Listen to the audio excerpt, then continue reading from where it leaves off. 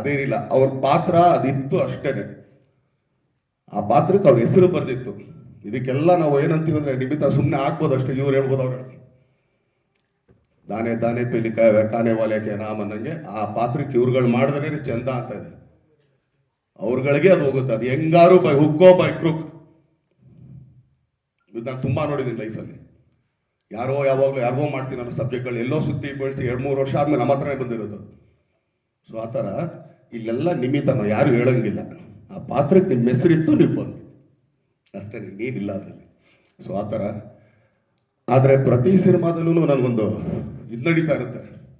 ಈಗ ಕುರುಕ್ಷೇತ್ರ ಮಾಡಬೇಕಾದ್ರೆ ಆ ಶಕುನಿ ಕ್ಯಾರೆಕ್ಟರ್ ಅಂದರೆ ಒಂದು ಒಳಗಡೆ ಒಬ್ಬ ಎಲ್ಲೋ ಒಂದು ಸಣ್ಣ ಕಲಾವಿದ, ಅಯ್ಯೋ ಇದು ನನಗೆ ಸಿಕ್ಕಿದ್ರೆ ಅನ್ಕೊಂಡು ಎಲ್ಲಿ ಕಚ್ಕೊಂಡು ಮಾತಾಡ್ತೀವಿ ಗೊತ್ತಾ, ಆ ಥರ. ಅದಾದಮೇಲೆ ರಾಬರ್ಟಲ್ಲಿ ನಮ್ಮ ಶಿವರಾಜ್ ಕೇರ್ಪೇಡ್ ಅವ್ರು ಮಾಡಿದ್ರು ಆ ಬಾಬಿ ಕ್ಯಾರೆಕ್ಟರ್. ಅಂದರೆ ಒಬ್ಬ ಕಲಾವಿದಂಗೆ ಅನ್ಸೋದು, ಇದು ಪಾತ್ರ ನನಗೆ ಸಿಕ್ಕಿದ್ರೆ ಆಟ ಆಡ್ಬೋದಾಗಿತ್ತು ನಾನು.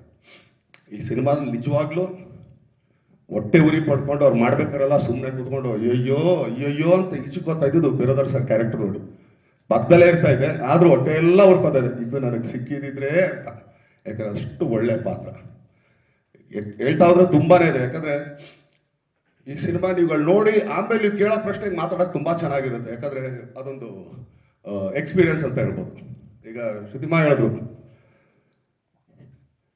ಎಷ್ಟೋ ಜನ ಡೈಲಾಗಲ್ಲಿ ಏನು ಹೇಳ್ತಾ ಇದ್ರೆ ಅಂತಾನೆ ಅರ್ಥ ಆಗಲ್ಲ. ಸುಮಾರು ಜನ, ನಾನು ಹೇಳ್ತೀನಿ ನಂದೇ ಒಂದ್ಸಲಿ ಅರ್ಥ ಆಗಲ್ಲ. ಆದರೆ ಇದರಲ್ಲಿ ಒಂದು ಮಾತ್ರ ಹೇಳ್ತೀನಿ, ಹೆಣ್ಣಿಗೆ ತನ್ನ ಹೆಣ್ತನದ ಬಗ್ಗೆ ಮಾತಾಡಿದಾಗ ಹೆಣ್ಣು ಕಣ್ಣಲ್ಲಿ ತೋರಿಸೋ ಒಂದು ನೋವಿದೆಯಲ್ಲ, ಅದು ಅಲ್ಲಿ ನೋಡಿ ಕಲ್ತ್ಕೋಬೇಕು ನಾವೆಲ್ಲ.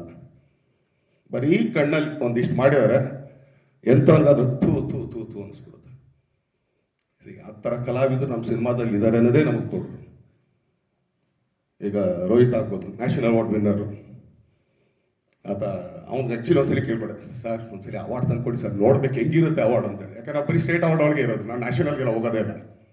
ಸೊ ಕೇಳ್ಬೇಡ, ಒಂದ್ಸಲಿ ತೋರಿಸಿ ಸರ್ ತಂದು ಅಂತ. ಪಾಪ ಮೈಸೂರಿಂದ ಎತ್ಕೊಂಬಂದು ತೋರಿಸೋದು. ಸೊ ಅಷ್ಟೊಳ್ಳೆ ಅದ್ಭುತವಾದ ಕಲಾವಿದರು, ಅವ್ರ ಜೊತೆ ಕೆಲಸ ಮಾಡಿದ್ದು ನಮ್ಗೊಂದಿದ್ದು ಪುಣ್ಯ. ಇನ್ನು ಲಾಸ್ಟ್ ಅಲ್ಲ ಲೀಸ್ಟ್ ಅಂತಲ್ಲ, ಫಸ್ಟ್ ಆಫ್ ಆಲ್ ನಮ್ಮ ಹೀರೋಯಿನ್ ನಾನು ಹೇಳೋದು ಹಾರ್ಟ್ಲಿ ವೆಲ್ಕಮ್ ಅಂತೇಳಿ. ಆಮೇಲೆ ಒಂದು ಹೇಳ್ತೀನಿ ಕೇಳಬೇ, ಇಲ್ಲಿ ನಿಂದು ಮೊದಲನೇ ಸಿನಿಮಾ, 2ನೇ ಸಿನಿಮಾ, ಮುಂದೊಂದು 205 ಸಿನಿಮಾ ಆಗಿರ್ಬೋದು, ನಿಂದು 206ನೇ ಸಿನಿಮಾ ಥರ ಎಲ್ಲರೂ ನೋಡ್ತಾ ಇರ್ತಾರೆ. ಯಾಕಂದ್ರೆ ಅಷ್ಟು ಅವ್ರದ್ದು 200-205 ಸಿನಿಮಾ ಎಕ್ಸ್ಪೀರಿಯನ್ಸ್ ನಿನ್ನ ಹತ್ರ ನೋಡ್ತಾ ಇರ್ತಾರೆ. ಸೊ ಕಲಾವಿದರಿಗೆ ಅದೊಂದು ಶಾಪ, ಅವ್ರ ಮಕ್ಕಳಾಗಿ ಬಿಡ್ತೀವಲ್ಲ, ಅದು ಶಾಪ ನಮಗೆ. ಆದರೆ ಈ ಸಿನಿಮಾದಲ್ಲಿ ಆ ಶಾಪನ ಹೊರ ಮಾಡಿಕೊಂಡು, ನಾನು ತುಂಬ ಜನಕ್ಕೆ ಕೇಳೋದಲ್ಲ, ಅಂದರೆ ಹೋಗೋದೇ ಬಿಡು ಏನೋ ಮೇರಾ ಇದು ಅಂತಂದ್ಬಿಟ್ಟು ನಾವೇನು ಹೇಳ್ತೀವಿ, ಸುಮ್ಮನೆ ನಮ್ಮದು ನಮ್ಮೇ ದೊಡ್ಡದು ಹಂಗೆಲ್ಲ ಹೇಳ್ತೀವಲ್ಲ. ಖಂಡಿತ ತುಂಬ ಕಮ್ಮಿ ಕಲಾವಿದರು ನಾನು ನೋಡಿರೋದು.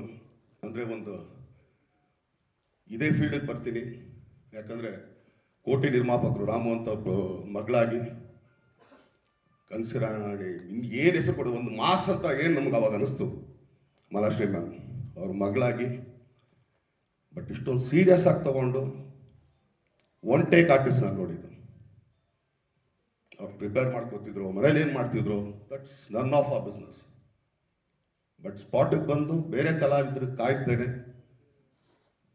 ಪಟ್ ಪಟ್ ಪಟ್ ಪಟ್ ನಾವು ಏನೇ ಅದು, ಯಾಕಂದ್ರೆ ಅನಿಸ್ಬೇಕು ನಮ್ಗೇನೆ ಮುಂದ್ಗಡೆ ನಿಂತ್ಕೊಂಡು ಇಲ್ಲಪ್ಪ ಇಲ್ಲ. ಯಾಕಂದ್ರೆ ನಮ್ಮ ತಂದೆ ಒಂದು ಮಾತಾಡೋರು ಯಾವಾಗಲೂ.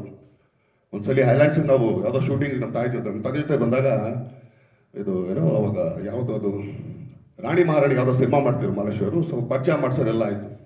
ಅವ್ರು ಹೋದ್ಮೇಲೆ ನಮ್ಮಪ್ಪ ನಮ್ಮ ಅಮ್ಮನಿಗೆ ಹೇಳಿದ್ರು, ನನಗೆ ಯಾರ ಮುಂದೆ ಯಾಕೆ ಮಾಡ್ಬೇಕಾದ್ರೆ ಇದ್ರಿಗೆ ಹಾಕೋಣ, ಅಂದರೆ ಮೀನಾ ನಮ್ಮಮ್ಮನ ಹೋಗೋಬರ ಅಂತ ಕರಿತಾ ಇದ್ದಿದ್ದು. ಸೊ ಬಟ್ ಈ ಅಮ್ಮನ ಮುಂದೆ ಮಾಡ್ಬೇಕಾದ್ರೆ ತುಂಬ ಭಯ ಆಗುತ್ತೆ ನನಗೆ. ಯಾಕಂದ್ರೆ ಯಾವ ಕ್ಯಾಪಲ್ಲಿ ನುಗ್ತಾರೆ ಅಂತ ಗೊತ್ತಿಲ್ಲ ಅಂತ ತುಂಬ ಹೇಳೋರು ಅಂತಂದೆ. ಯಾಕಂದರೆ SP ಭಾರ್ಗವಿ ನೋಡ್ಬೋದು ನೀವು. ಸೊ ಆ ಥರ ಅಂಥ ಕಲಾವಿದೆ ಮಗಳಾಗಿ ಅವ್ರು ಆರಾಮಾಗೇ ಬರ್ಬೋದಾಗಿತ್ತು, ಏನು ಪ್ರಾಬ್ಲಮ್ ಇರಲಿಲ್ಲ. But prepare ಆದ್ರಲ್ಲ. ಸೊ ಅದಕ್ಕೆ ಹೇಳೋದು, ಪ್ರಿಪ್ರೇಷನ್ ಮಸ್ಟ್ ಆ್ಯಂಡ್ ಶುಡ್. ಯಾರನ್ನಾಗಲಿ, ಅವನು ದೊಡ್ಡ ಕಲಾವಿದನ ಮಗನೇ ಆಗಲಿ, ಹೊಸಬನೇ ಆಗಲಿ, ಚಿತ್ರರಂಗನ ತಿಳ್ಕೊಂಡು ಅರ್ಥಕೊಂಡು ಬರೋವಂಥದ್ದು.